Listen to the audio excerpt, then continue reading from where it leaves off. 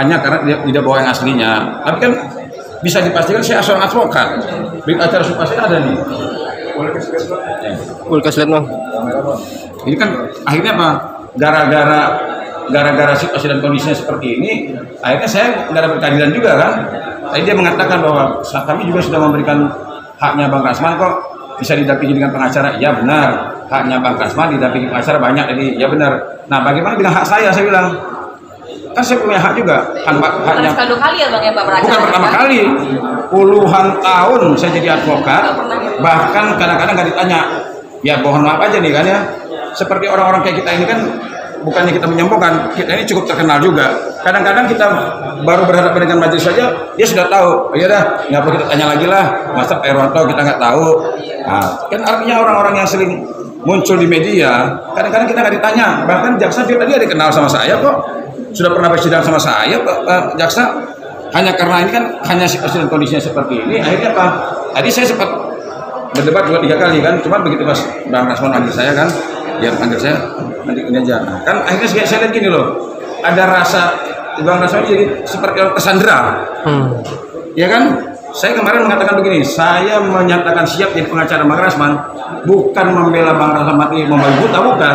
Tapi saya kan penasaran, benar nggak sih Bang Rasman ini sampai marah-marah seperti itu? Jangan-jangan dia mau perjuangan keadilan, ada orang yang arogan. Saya pikir, oh jangan-jangan majelis ini, kan Bang Rasman biasanya marah-marah terus tuh. Nah begitu saya sekarang berhadapan langsung dengan majelis hakim, saya yang jadi korban juga. Andai kata kemarin tidak ribut, mungkin saya sekarang ribut. Ya kan artinya gini loh, Bang Rasman itu kan statusnya pencari keadilan. Dia terdakwa, terlepas dia pengacara atau bukan ya, tapi yang jelas dia adalah terdakwa. Terdakwa itu di dalam hukum adalah pencari keadilan. Nah pencari keadilan itu diberikan kemudahan agar dia mendapatkan keadilan.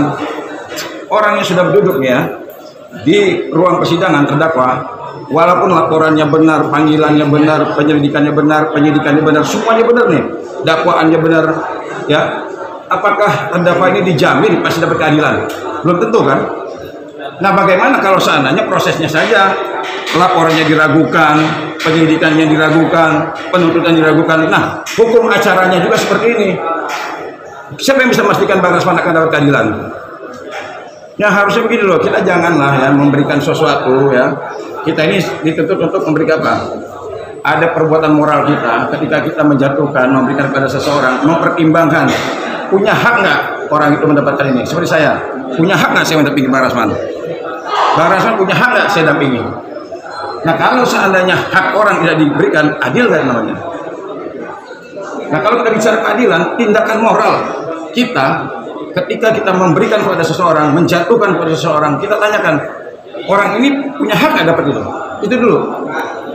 Tanya dulu. Jangan kita mengeluarkan pendapat, memberikan sesuatu didasari dengan kebencian. Karena kita benci sama Bang Rasman, kita jangan kasihkan. Karena benci sama ini, pengacara juga kita, jangan begitu.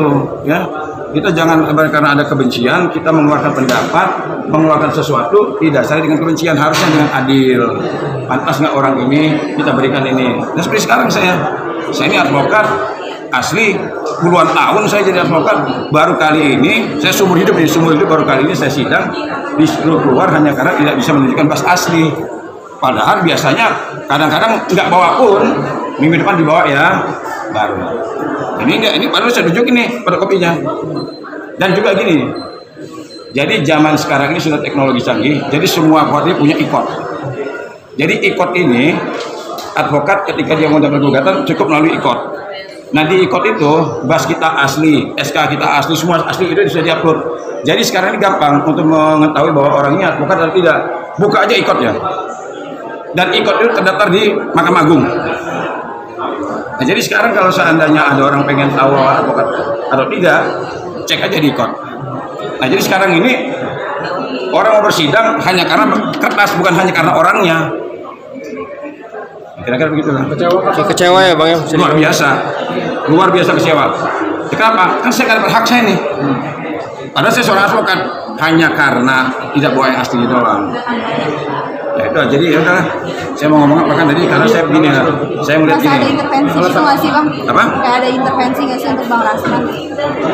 Ya kalau menurut saya begini ya, saya ini menyatakan jadi pengacara Bang Rasman ini cukup berat risikonya. Ya, kemarin saya begitu saya nyatakan jadi pengacara Bang Rasman, itu follower saya langsung hilang berapa ratus banyak kan.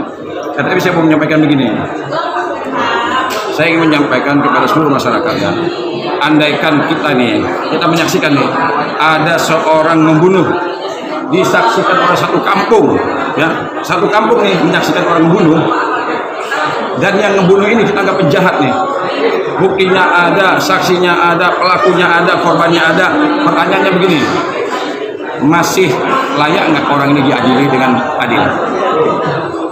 Atau seluruh kampung ini walaupun sepakat, andai kata orang ini dihukum seumur hidup, sekampung itu suka, apa mesti kita hukum orang ini? Kan nggak boleh juga. Bukan saya melarang, bukan hukum melarang itu. Harus dikasih kesempatan seorang orang itu didampingi pengacara, tetap dihadirkan persidangan, dikasih waktu untuk melakukan pembelaan. Jangan hanya karena orang ini kita anggap jahat, kita anggap bikin gaduh dan sebagainya, udahlah hak-hak kita hilangkan, itu kan nggak bagus juga. Jadi saya merasa gini lah, saya seumur hidup baru kali ini saya bisa keluar pada saat ini. Oke Bang, tadi kan menunjuk tidak terima fotokopi atau gimana? Ini kan saya duduk di fotokopi. Biasa pakai fotokopi biasanya bisa Bang ya? Bagaimana Bang? Saya bilang, sekarang ini kan udah ngecek seorang advokat itu gampang karena sudah dilihat di court. Jadi kalau seandainya kita majelis hakim ini memang mau objektif ya, dan tidak apa namanya itu terbawa emosi, kan bisa dibuktikan aja. Cukup dibilang sama Pak Jaksa karena Pak Herwanto tidak bawa bahasa aslinya, tapi fotokopinya ada. Dan kalau perlu kita cek sekarang di court dia, benar nggak dia advokat? Kalau nggak advokat pidanakan aja saya. Akhirnya hak saya hilang kan jadinya. Disuruh keluar lagi saya.